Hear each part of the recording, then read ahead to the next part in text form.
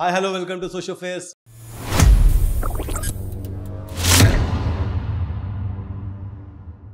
నేను మీ మహేష్ బొమ్మిశెట్టి. వ్యూవర్స్, అది వచ్చేసింది. అది అంటే ఏంటి అనుకుంటున్నారా? ఎన్నాళ్ళగానో ఊరిస్తున్న టెస్లా కార్ మన భారత్లోకి ప్రవేశించింది. జూలై 15న టెస్లా కంపెనీ తన మొదటి షోరూమ్ ముంబైలో స్టార్ట్ చేసింది.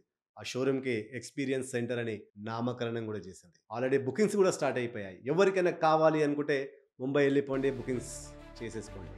అయితే గతంలో అంటే 2021 ఆ ప్రాంతంలో భారత ప్రభుత్వం మరియు టెస్లా కంపెనీ ఓనర్స్తో భారత ప్రభుత్వం మంచి చర్చలే జరిపింది. దాని సారాంశం ఏంటి అంటే టెస్లా కంపెనీ ఇండియాకి వచ్చి మ్యానుఫ్యాక్చరింగ్ యూనిట్స్ పెట్టాలని, అలా పెట్టినట్లయితే భారత యువతకి ఉద్యోగ అవకాశాలతో పాటు భారత్లో టెక్నాలజీ పెరుగుతుందని చెప్పేసి మ్యానుఫ్యాక్చరింగ్ రంగం కూడా భారీగా అభివృద్ధి చెందుతుందని భారత ప్రభుత్వం ఆశ.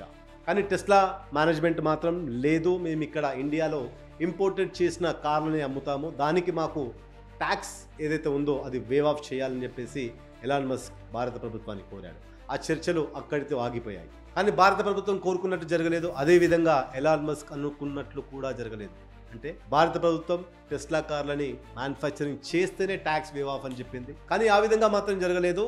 ఎలాన్ మస్క్ మాత్రం చైనా నుంచి ఇంపోర్ట్ చేసిన కార్లనే ఇండియాలో ప్రవేశపెట్టాడు. ప్రస్తుతం టెస్లా కేవలం మోడల్ వైని మాత్రమే భారత్లో ప్రవేశపెట్టింది. మోడల్ వై ప్రత్యేకతలు ఏంటి అంటే ఈ కార్ ఒక్కసారి ఛార్జ్ చేస్తే 500 నుంచి 620 కిలోమీటర్ల వరకు ప్రయాణించగలదని, అదేవిధంగా దీని ధర విషయానికి వస్తే కూడా 60 నుంచి 68 లక్షలు దీని ధరని పెట్టారు. ఈ కార్ యొక్క ఫీచర్స్ ఏ విధంగా ఉన్నాయి అంటే మొదటిగా చెప్పుకోవాల్సింది అటానమస్ డ్రైవింగ్, అంటే డ్రైవర్స్ లెస్ డ్రైవింగ్ ఈజీగా చెప్పాలి అంటే. కానీ భారత్లో ఈ ఫీచర్ ఇంకా భారత ప్రభుత్వం ఆమోదించలేదు. ఎందుకంటే భారత్లో రోడ్ల పరిస్థితి, అదేవిధంగా ట్రాఫిక్ పరిస్థితి మనందరికీ తెలిసింది. దాంతోపాటు super charging feature, normal EV car charge చేయాలి అంటే మనకి అట్లీస్ట్ 5 to 6 అవర్స్ పడుతుంది. కానీ సూపర్ ఛార్జ్ ఫీచర్తో మన దీంట్లోనే మన దగ్గరే 1 గంట నుంచి గంటన్నర లోపే ఫుల్ ఛార్జ్ వరకు చేసుకోవచ్చు ఈ టెస్లా కార్. వ్యూవర్స్, ఇప్పుడు ఈ కారు మన దేశంలో భారీ కాంపిటీషన్ ఎదుర్కోబోతుందని చెప్పవచ్చు. ఎందుకంటే మన దేశంలో ఆల్రెడీ చైనాకు చెందిన BYD అనే సంస్థ తన ఈవీ కార్లను ఇంతకంటే మంచి ఫీచర్స్ని ప్రొవైడ్ చేస్తూ తక్కువ ధరకే అందిస్తుంది.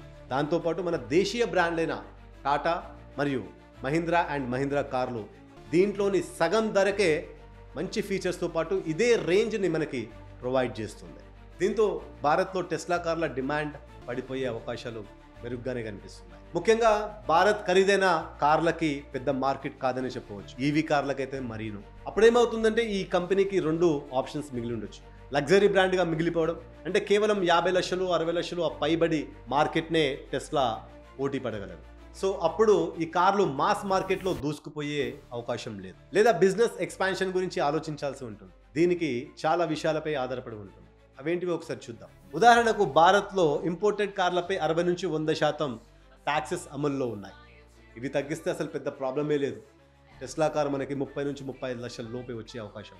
ఇంకా బెస్ట్ ఆప్షన్ ఏంటి అంటే భారత్లో మ్యానుఫ్యాక్చరింగ్ యూనిట్ స్టార్ట్ చేశారనుకోండి, అసలు ప్రాబ్లమే లేదు.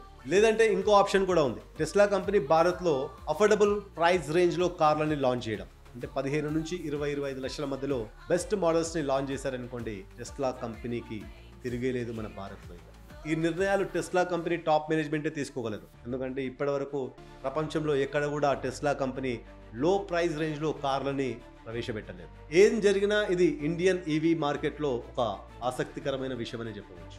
కానీ ఒక విషయం మాత్రం పక్కా, టెస్లా కంపెనీ ఈవీ మార్కెట్లో విప్లవాత్మకమైన మార్పులు తీసుకురాగలరు. ఏం జరిగినా ఇది ఇండియన్ ఆటోమొబైల్ రంగంకి ఒక ఆసక్తికరమైన సమయం అనే చెప్పవచ్చు. ఒక విషయం మాత్రం పక్కా, టెస్లా ఇండియన్ ఈవీ మార్కెట్ని ఒక కొత్త దిశలో తీసుకెళ్తుందని మనం నమ్మాల్సిందే.